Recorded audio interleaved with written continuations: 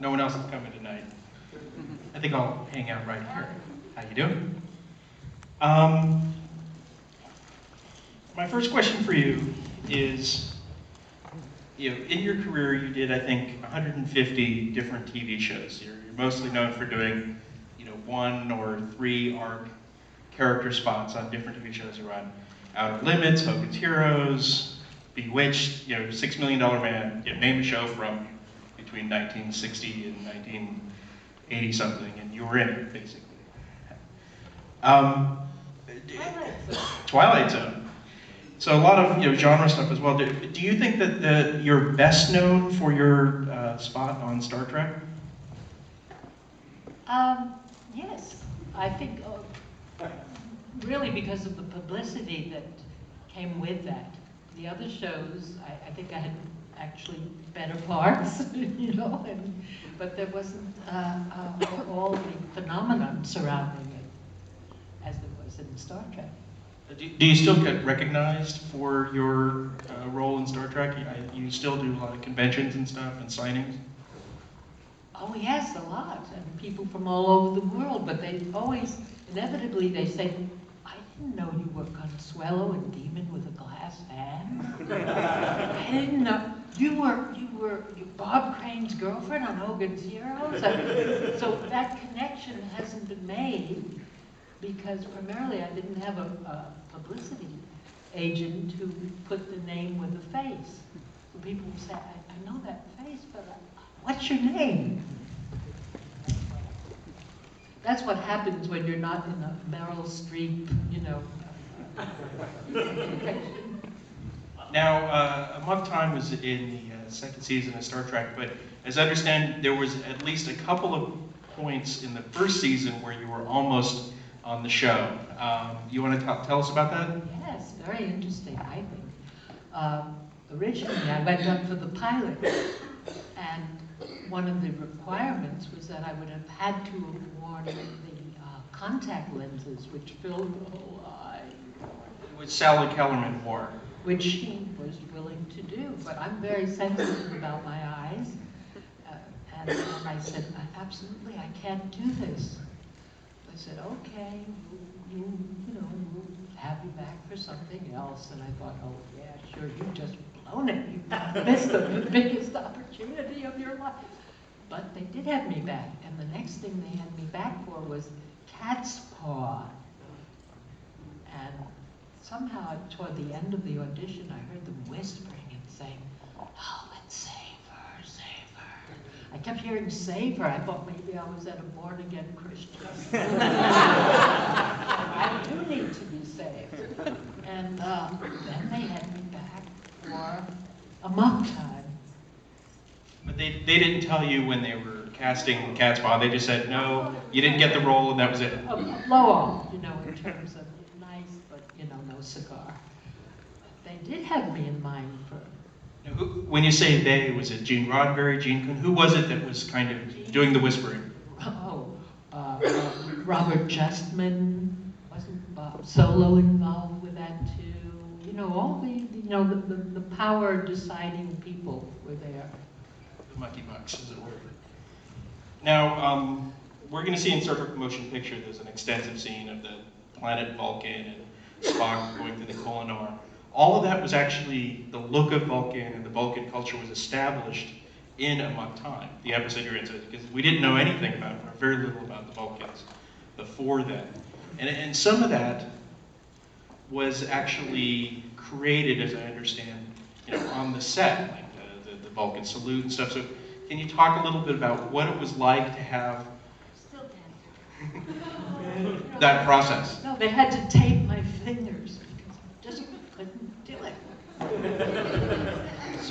So what was, did you witness any of this kind of creation of the Vulcan culture with, Nimoy and Joseph Pevney and Sturgeon, the writer, and all that kind of stuff on the set?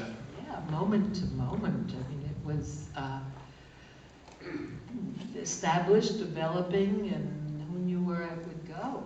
And then, of course, there was Bill Shatner, who didn't help much in terms of, whispering risque things. And every time, of course, Celia played to Pow, had a Vulcan word to say, he would kind of twist that word so that it would come out, you know, a different way, different meaning. And I was in hysterics. Finally, the director, Joseph Petney, came over. He said, "Do I have to separate you two? What is this? You know, take a moment." He was really, really annoyed. And I said, "Billy, this part's important to me. Don't do this." And of course, that rebellious boy that he was, he persisted. And it was the most fun, I have to say, and he made it a delight. Leonard was quite within his character, very reserved and very intense and very cold, and I don't think he remembered that we had done Mission Impossible and Rebel before or after. I have a very bad memory for dates, but very good for dialogue. I can remember exactly what was there. Now you were known, in fact, in that clip we just saw from the Rebel, you were known for doing very emotional roles. And Joe, we need the rent. so, Real challenge for me. talk us through what it was like and how you were directed by Pevney or Sturgeon to drop the emotion, as it were. Well, every time I did something, he came over and said, "Do less, less." I said, "Well, okay." So I did less, what I thought was less, and then he said, "No, I want you to do even less than that." I said, "Well, if I do less than that, I'll be doing nothing." He said, "That's what I want you to do. Do nothing." I said, "Okay." Performing Lawrence, you know, Sidney Lumet or Sidney Strasberg. "Okay, I'll do nothing. I'll just be there and listen and watch." That's what it's all about. So that was a new experience to play someone who was ruled by their intellect and by strategy and logic, because I'm so totally the opposite of that, as my children would attest to. Any of my children out there? As Nimoy was the kind of world's expert on being a Vulcan both then and now, was he involved at all in your, you know, guiding your character or any of that? Not at all. I think every time I went to approach him, he would dash off somewhere else, to, you know, to maintain his concentration. He was a very dedicated actor. So you're saying he would stay in character? He would be, and I would be retching off. What about DeForest Kelley? What was it like working with DeForest Kelley? A delight. He was just the way you think he would be. Warm, interested, available, accessible, yeah. Now, after after Amok Time, when they started making the movies, did you try to get involved at all in the motion pictures? Well, tried to get involved. I tried to get an audition, and I couldn't. I just couldn't. I don't know why. Was it something I said? What was it? Why? How could it be that I could play a character that did become an icon in so many words, and I can't get up to the part? Of course, I didn't have an agent, but that's really not an excuse.